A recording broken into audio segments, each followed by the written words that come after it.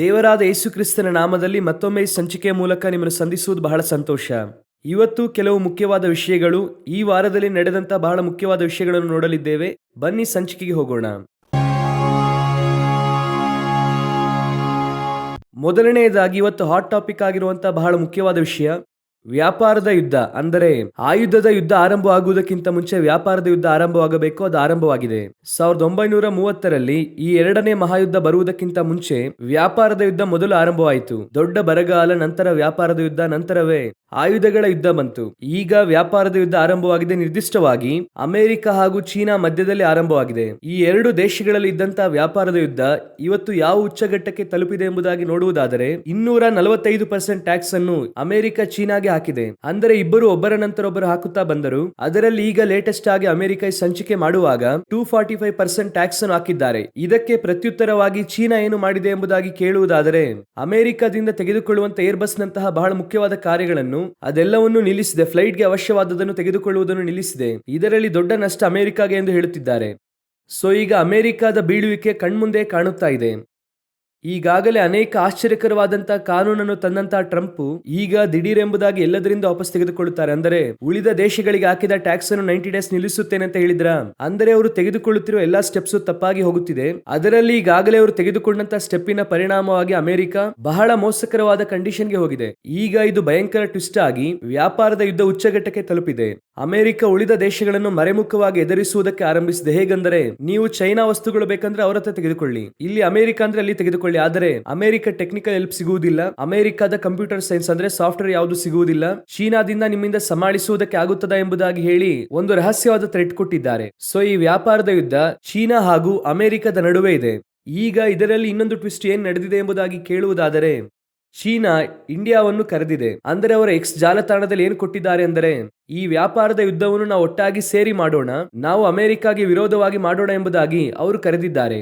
ಈ ನ್ಯೂಸ್ ಅನ್ನು ನಾನು ಯಾಕೆ ಇವತ್ತು ನಿಮಗೆ ಹೇಳುತ್ತಾ ಇದ್ದೇನೆ ಅಂದರೆ, ಪ್ರಕಟಣೆಯ ಪುಸ್ತಕ 16ನೇ ಅಧ್ಯಾಯದಲ್ಲಿ ಕಡೆಯದಾಗಿ, ಅಂದರೆ 6ನೇಯವನು ತನ್ನ ಪಾತ್ರೆಯಲ್ಲಿದ್ದದನ್ನು ಹೊಯ್ಯಲು ಇದರಿಂದ ಮೂಡಣ ದಿಕ್ಕಿನಿಂದ ಬರುವ ರಾಜರಿಗೆ ಮಾರ್ಗವು ಸಿದ್ಧವಾಯಿತು ಎಂಬುದಾಗಿ ಅಲ್ಲಿ ಬರೆಯಲ್ಪಟ್ಟಿದೆ. ಅಂದರೆ ಸೂರ್ಯ ಹುಟ್ಟುವಂತಹ ದಿಕ್ಕು ಪೂರ್ವ, ನಮ್ಮೆಲ್ಲರಿಗೂ ಗೊತ್ತು.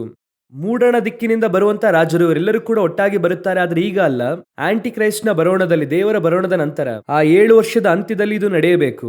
ಈಗ ನೋಡುವುದಾದರೆ ಮೂಡಣ ದಿಕ್ಕಿನ ರಾಜರು ಒಟ್ಟಾಗಿ ಸೇರುವುದಕ್ಕೆ ಆರಂಭಿಸಿದ್ದಾರೆ. ಅದರಲ್ಲಿ ಒಂದು ಇಂಡಿಯಾ, ಚೀನಾ ಹಾಗೂ ಇರಾನ್, ಇವರೆಲ್ಲ ಮೂಡಣ ದಿಕ್ಕಿನ ದೇಶಗಳು. ಸೊ ಈ ಮೂಡಣ ದಿಕ್ಕಿನ ರಾಜರು ಒಟ್ಟಾಗಿ ಸೇರಿ ಏನ್ ಮಾಡುತ್ತಾರೆ ಅಂದರೆ, ಅಮೆರಿಕಾಗೆ ವಿರೋಧವಾದ ತತ್ವದಲ್ಲಿ ಒಂದಾಗುತ್ತಾರೆ. ಈಗಾಗಲೇ ರಷ್ಯಾ, ಚೀನಾ, ಇಂಡಿಯಾ ಇವರೆಲ್ಲರೂ ಒಟ್ಟಾಗಿ ಒಂದು ಅಭಿಪ್ರಾಯದಲ್ಲಿದ್ದಾರೆ. ಅಂದ್ರೆ ನಾನು ಹೇಳುತ್ತಿರುವುದು ಬ್ರಿಕ್ಸ್ ನಂತಹ ಕಾರ್ಯಗಳಲ್ಲಿ ಈಗ ನೋಡುವುದಾದರೆ ಎಲ್ಲ ಬಿಬ್ಲಿಕಲ್ ಆಗಿ ಹೋಗುತ್ತಾ ಇದೆ. ಈ ಗಲಭೆ ನಂತರ ಅಣು ಆಯುಧದ ಯುದ್ಧವಾಗಿ ಮಾರ್ಪಡುತ್ತದೆ. ಅಣು ಆಯುಧ ಯುದ್ಧದ ಅಂತ್ಯದಲ್ಲಿ ನೂತನ ಶಕ್ತಿಶಾಲಿ ರಾಷ್ಟ್ರ ಹೇಳಲಿದೆ, ಅದುವೇ ಯುರೋಪಿಯನ್ ಯೂನಿಯನ್. ಸೊ ಈಗ ಕಣ್ಮುಂಭಾಗದಲ್ಲಿ ಕಡೆಯ ಕಾಲದ ಗುರುತುಗಳಲ್ಲಿ ಆ ಮೂಡಣ ದಿಕ್ಕಿನ ದೇಶದವರು ಒಂದಾಗುವುದು ಒಂದು ಕಡೆ 3ನೇ ಮಹಾಯುದ್ಧದ ಕಾರ್ಯಗಳು ನಡೆಯುತ್ತಿದೆ. ಇದೆಲ್ಲ ನಡೆಯುತ್ತಾ ಇದೆ. ಇದರೊಂದಿಗೆ ಇನ್ನೊಂದು ಬಹಳ ಮುಖ್ಯವಾದ ವಿಷಯವನ್ನು ಇದರ ಸಂಬಂಧವಾಗಿ ನೋಡಲಿದ್ದೇವೆ. ನಾವೀಗ ನೋಡುವುದು ಯಾವುದರ ಕುರಿತಾಗಿ ಅಂದರೆ, ಅಮೆರಿಕ ತನ್ನ ಅಣು ಆಯುಧವನ್ನು ಉಪಯೋಗಿಸುವಂತದನ್ನು 1.5 ನಿಮಿಷಕ್ಕಿಂತಲೂ ಕಡಿಮೆಯಾಗಿ ನಿರ್ವಹಿಸುವುದಕ್ಕೆ ತೀರ್ಮಾನಿಸಿದ್ದಾರೆ. ಹಾಗಂದ್ರೆ ಏನು ಅರ್ಥವಾಗಿಲ್ಲ ಎಂಬುದಾಗಿ ಕೇಳುವುದಾದರೆ, ಈಗ ಹಿರೋಶಿಮಾ ನಾಗಸಾಕಿ ಮೇಲೆ ಗುಂಡಾಕುದ್ರಲ್ವಾ, ಆ ಗುಂಡಿಗಿಂತಲೂ ಹೆಚ್ಚು ಕಮ್ಮಿ 24ರಷ್ಟು ಶಕ್ತಿಯುತವಾದ 360 ಟನ್ ಎಂಬುದಾಗಿ ಹೇಳುತ್ತಿದ್ದಾರೆ. ಆ ಗುಂಡಿನ ಹೆಸರು B61 ಎಂದು ಹೇಳುತ್ತಾರೆ. ಈ ಗುಂಡನ್ನು ಅಮೆರಿಕವು 1.5 ನಿಮಿಷಕ್ಕಿಂತಲೂ ಕಡಿಮೆಯಾಗಿ ಅಮೆರಿಕ ಆಪರೇಟ್ ಮಾಡುತ್ತದೆ. ಅಂದರೆ ಅಮೆರಿಕದ ಅಧ್ಯಕ್ಷ ಕಮಾಂಡ್ ಮಾಡಿದಂತ 1.5 ನಿಮಿಷದಲ್ಲಿ ಆ ಗುಂಡನ್ನು ಹಾಕುತ್ತಾರೆ. 2026ರಲ್ಲಿ ಅವರು ಯೂಸ್ ಮಾಡುವುದಕ್ಕೆ ರೆಡಿ ಆಗಿದ್ದಾರೆ ಎಂಬುದಾಗಿ ಹೇಳುತ್ತಿದ್ದಾರೆ. ಈಗ ಯೋಚನೆ ಮಾಡಿ ನೋಡಿ, ಒಂದು ಕಡೆ ವ್ಯಾಪಾರದ ಯುದ್ಧವು ಉಚ್ಚಘಟ್ಟಕ್ಕೆ ತಲುಪಿದೆ, ಅಮೆರಿಕ ಆರ್ಥಿಕವಾಗಿ ಕುಸಿದಿದೆ ಎಂಬುದಾಗಿ ಹೇಳುತ್ತೇವೆ. ಅದು ನಿದರ್ಶನವಾದ ಸತ್ಯವೇ. ಆದರೆ ಹಿರೋಶಿಮಾ ನಾಗಸಾಕಿ ಮೇಲೆ ಹಾಕಿದಂತ ಗುಂಡಿಗಿಂತಲೂ 24ರಷ್ಟು ಶಕ್ತಿಯುತವಾದ ಗುಂಡನ್ನು ಅವರು ರೆಡಿ ಮಾಡಿದ್ದಾರೆ. 2026ರಲ್ಲಿ ಯೂಸ್ ಮಾಡುವುದಕ್ಕೆ ಆ ಟಾರ್ಗೆಟ್ ಅನ್ನು ಯೂಸ್ ಮಾಡಿ ಅವರು ರೆಡಿ ಮಾಡುತ್ತಾ ಇದ್ದಾರಂತೆ. ಹಾಗಾದ್ರೆ ಇದು ಯಾವುದೋ ಒಂದು ಮುಖ್ಯವಾದ ವಿಷಯಕ್ಕೆ ಕೊಂಡೊಯ್ತಾ ಇದೆ ಎಂಬುದಾಗಿ ಗೊತ್ತಾಗುತ್ತಾ ಇದೆ ಅಲ್ವಾ. ಇದರೊಂದಿಗೆ ಇವರು ಏನ್ ಮಾಡುತ್ತಾ ಇದ್ದಾರೆ, ಇರಾನ್ ಒಂದಿಗೆ ಮಾತುಕತೆ ನಡೆಯುತ್ತಾ ಇದೆ. ಇರಾನಿನೊಂದಿಗೆ ಮಾತುಕತೆಯಲ್ಲಿ ಹೆಚ್ಚು ಕಮ್ಮಿ 2ನೇ ಘಟ್ಟಕ್ಕೆ ಆ ಮಾತುಕತೆ ಹೋಗುತ್ತಾ ಇದೆ. ಮಾತುಕತೆ ಸುಗಮವಾಗಿದೆ ಎಂಬುದಾಗಿ ಈ ರೀತಿಯಾಗಿ ಹೇಳುತ್ತಿದ್ದಾರೆ.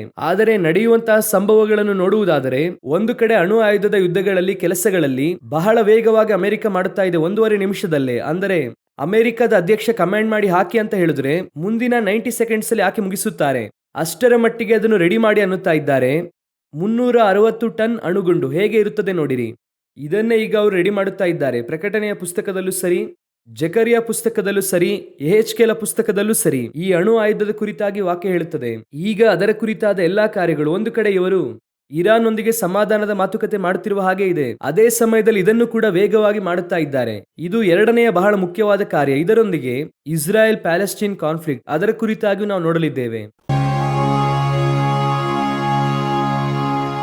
ಇಸ್ರಾಯೇಲ್ ಪ್ಯಾಲೆಸ್ಟೈನ್ ಕಾನ್ಫ್ಲಿಕ್ಟ್ ಅಲ್ಲಿ ನಾವು ಏನು ನೋಡಲಿದ್ದೇವೆ ಅಂದರೆ, ಇಸ್ರಾಯೇಲ್ ಸ್ವಲ್ಪವಾಗಿ ಗಾಜಾದಿಂದ ಜನರನ್ನು ಖಾಲಿ ಮಾಡಿಸುತ್ತಾ ಬರುತ್ತಿದೆ. ಈಗ ಏನು ಅನೌನ್ಸ್ ಮಾಡಿದೆ ಎಂದು ಕೇಳುವುದಾದರೆ, ಗಾಜಾದಲ್ಲಿ 1/3 ಭಾಗ, ಅಂದರೆ ಗಾಜಾವನ್ನು 3 ಭಾಗವಾಗಿ ವಿಂಗಡಿಸಿದರೆ ಅದರಲ್ಲಿ 1 ಭಾಗ ಮಿಲಿಟರಿ ಅವರ ಕಂಟ್ರೋಲ್ ನಲ್ಲಿ ಇದೆ. ಅವರು ಈಗಾಗಲೇ ಏನ್ ಹೇಳಿದ್ದಾರೆ ಅಂದ್ರೆ, ಗಾಜಾವನ್ನು ಸಂಪೂರ್ಣವಾಗಿ ಖಾಲಿ ಮಾಡಬೇಕು, ಗಾಜಾ ಜನರನ್ನು ಕಳುಹಿಸಬೇಕಂತ ಹೇಳಿದ್ರು. ಅದಕ್ಕಾಗಿರುವ ಕೆಲಸವನ್ನು ಅವರು ಮಾಡುವುದಕ್ಕೆ ಆರಂಭಿಸಿದ್ದಾರೆ. ಅಂದರೆ ಏನು ಮಾಡುತ್ತಾರೆ ಅಂದ್ರೆ, ಗಾಜಾ ಪ್ರಾಂತ್ಯ ಸಂಪೂರ್ಣವಾಗಿ ಇವರ ಕಂಟ್ರೋಲ್ ನಲ್ಲಿ ತರುತ್ತಾರೆ. ಒಂದು ಕಡೆ ಈ ಕಾರ್ಯ ನಡೆಯುತ್ತಾ ಇದೆ. ಈಗಾಗಲೇ ಅರಬ್ ದೇಶಗಳು ಇದಕ್ಕೆ ಆಪೋಸಿಟ್ ಆಗಿ ಇದೆ.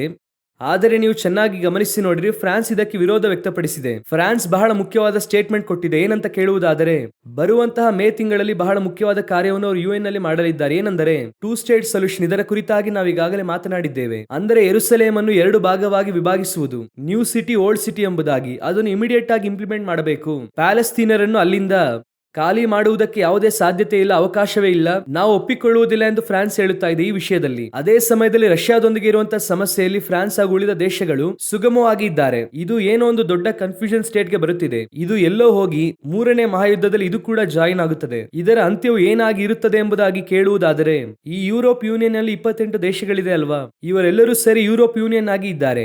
ಈ 28 ದೇಶಗಳಲ್ಲಿ ಜರ್ಮನಿ, ಇಂಗ್ಲೆಂಡ್ ಎಲ್ಲ ಒಂದು ತೀರ್ಮಾನದಲ್ಲಿ ಇದ್ದಾರೆ. ಯಾವುದರಲ್ಲಿ ಅಂದ್ರೆ 2 ಸ್ಟೇಟ್ ಸೊಲ್ಯೂಷನ್ ನಲ್ಲಿ. ಇಂಗ್ಲೆಂಡ್ 2 ಸ್ಟೇಟ್ ಸೊಲ್ಯೂಷನ್ ಅಲ್ಲಿ ಬೇರೆ ಒಂದು ಅಭಿಪ್ರಾಯದಲ್ಲಿ ಇದೆ. ಈಗ ಇವರೆಲ್ಲರೂ ಈ ಸಮಸ್ಯೆ ಬರುವಾಗ ಆಟೋಮೆಟಿಕ್ ಆಗಿ ಇಸ್ರಾಯೇಲ್ಗೆ ಸಪೋರ್ಟ್ ಆಗಿ ಮಾರ್ಪಡುತ್ತಾರೆ. ಅದರಲ್ಲಿ ಕೆಲವು ದೇಶಗಳು ಯುರೋಪ್ ಯೂನಿಯನ್ ಇರುವಂತವುಗಳು, ಸೈಪ್ರಸ್, ಇವರೆಲ್ಲ ನೋಡುವುದಾದರೆ ಇಸ್ರಾಯೇಲ್ಗೆ ವಿರೋಧವಾಗಿ ಮಾರ್ಪಡುತ್ತಾರೆ. ಸೊ ಈ ಒಂದು 28 ದೇಶಗಳಲ್ಲಿ ಕನ್ಫ್ಯೂಷನ್ ಬರುತ್ತದೆ, ಸಮಸ್ಯೆ ಬರುತ್ತದೆ. ಇದು ಮುಗಿಯುವಾಗ ಯುರೋಪ್ ಯೂನಿಯನ್ ಒಂದು ಗವರ್ಮೆಂಟ್ ಆಗುತ್ತದೆ. 10 ದೇಶಗಳು ಇದಕ್ಕೆ ನಾಯಕರಾಗಿರುತ್ತಾರೆ. ಅವರು ಈಗ ಸಿದ್ಧತೆಗಳನ್ನು ಅದಕ್ಕೋಸ್ಕರವಾಗಿ ಮಾಡುತ್ತಾ ಇದ್ದಾರೆ. ಇದು ಈಗ ನಡೆಯುತ್ತಾ ಇದೆ. ಒಂದು ಕಡೆ ಇಸ್ರಾಯೇಲ್ ಸಿರಿಯಾದಿಂದ, ಲೆಬನಾನ್ನಿಂದ ತಮ್ಮ ಪಡೆಗಳನ್ನು ವಾಪಸ್ ತೆಗೆದುಕೊಳ್ಳುವುದಿಲ್ಲ, ಗಾಜಾದಿಂದ ವಾಪಸ್ ತೆಗೆದುಕೊಳ್ಳುವುದಿಲ್ಲ, ಆ ರೀತಿಯಾಗಿ ಅನೌನ್ಸ್ ಮಾಡಿದ್ದಾರೆ ಒಂದು ಕಡೆ.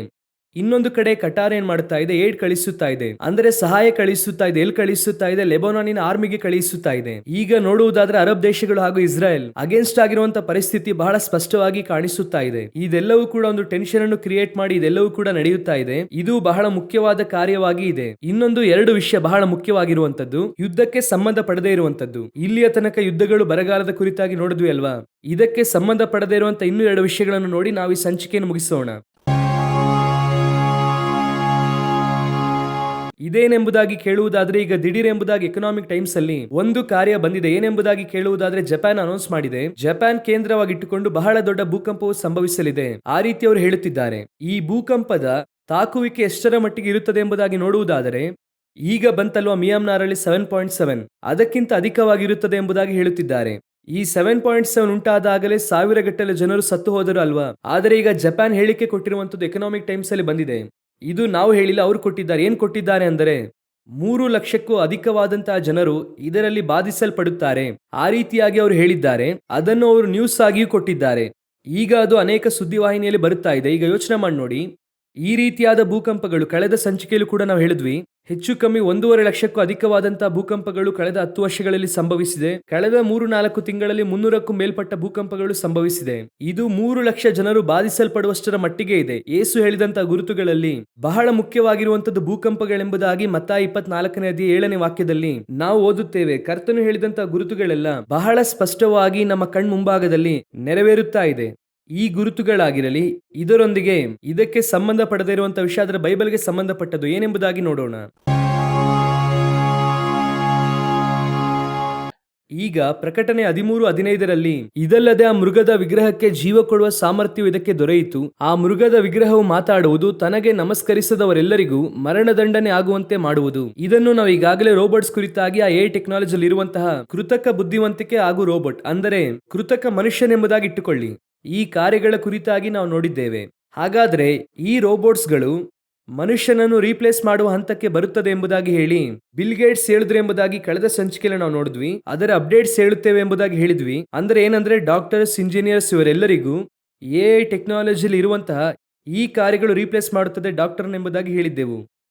ಈ ವಾರ ಅದಕ್ಕೆ ಒಂದು ಪ್ರೂಫ್ ಸಿಕ್ಕಿದೆ. ಏನೆಂಬುದಾಗಿ ನೀವು ಕೇಳುವುದಾದರೆ, ಒಬ್ಬ 4 ವರ್ಷದ ಒಂದು ಹುಡುಗ 3 ವರ್ಷದಿಂದ ಹುಟ್ಟಿದ 1 ವಯಸ್ಸಿನಿಂದ 3 ವರ್ಷದಿಂದ ಅವನಿಗೆ ಹಲ್ಲಿನ ಸಮಸ್ಯೆ. ಆ ಸಮಸ್ಯೆ ದೊಡ್ಡ ಮಟ್ಟಿಗೆ ಹೋಗಿ ಆ ಮಗುವಿನಿಂದ ಊಟ ಮಾಡುವುದಕ್ಕೆ ಆಗುತ್ತಿರಲಿಲ್ಲ. ತಿನ್ನುವುದಕ್ಕೆ ಆಗದೇ ಇರುವುದು ಮಾತ್ರವಲ್ಲದೆ ಅವನ ಬೆಳವಣಿಗೆ 3-4 ವಯಸ್ಸಿನಲ್ಲಿ ಬರಬೇಕಾದ ಬೆಳವಣಿಗೆ ಬರದೇ ಇದ್ದದ್ದರಿಂದ ಆ ಮಗು ಸಂಪೂರ್ಣವಾಗಿ ಬಾಧಿಸಲ್ಪಟ್ಟು 3 ವರ್ಷದಿಂದ ಮಗು ಊಟ ಮಾಡಲಿಲ್ಲ ಅಂದ್ರೆ ಹೇಗಿರುತ್ತದೆ ನೋಡಿ, ಅಷ್ಟರ ಮಟ್ಟಿಗೆ ಹೋಗಿದೆ. ಹೆಚ್ಚು ಕಮ್ಮಿ 17 ಡಾಕ್ಟರ್ಸ್ ಅನ್ನು ಅವರ ತಾಯಿ ನೋಡಿದ್ದಾರೆ. ಆ ತಾಯಿ ಕರೆದುಕೊಂಡು ಹೋಗಿ ತನ್ನ ಮಗು ಕಾಪಾಡಲ್ಪಡುವುದಕ್ಕೆ ಆ 17 ಡಾಕ್ಟರ್ಸ್ ಕೂಡ ದೇಶದಲ್ಲೇ ಇದ್ದಂತ ಬೆಸ್ಟ್ ಡಾಕ್ಟರ್ಸ್ ಡೆಂಟಿಸ್ಟ್ ಅನ್ನು ಹೋಗಿ ಸಂಧಿಸಿದ್ದಾರೆ.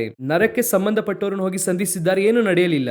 ಕಡೆಯದಾಗಿ ಆ ತಾಯಿ ಏನ್ ಮಾಡಿದ್ದಾರೆ, ಚಾಟ್ ಜಿಪಿಟಿ ಹತ್ರ ಹೋಗಿ, ಎ ಟೆಕ್ನಾಲಜಿ ಹತ್ರ ಹೋಗಿ, ಅದರಲ್ಲಿ ಹೋಗಿ ಏನ್ ಮಾಡಿದ್ದಾರೆ ಕೇಳಿದ್ದಾರೆ, ಈ ರೀತಿಯಾಗಿ ನನ್ನ ಮಗುವಿಗೆ ಸಮಸ್ಯೆ ಇದೆ ಎಂಬುದಾಗಿ. ಆಗ ಆ ಚಾಟ್ ಜಿಪಿಟಿ ಒಂದು ವ್ಯಾಧಿಯ ಹೆಸರನ್ನು ಹೇಳಿದೆ. ಅದೇನೆಂಬುದಾಗಿ ಕೇಳುವುದಾದರೆ ಟೀಥರ್ಡ್ ಕಾರ್ಡ್ ಸಿಂಡ್ರೋಮ್ ಎಂಬುದಾಗಿ ಒಂದು ವ್ಯಾಧಿಯನ್ನು ಹೇಳಿದೆ.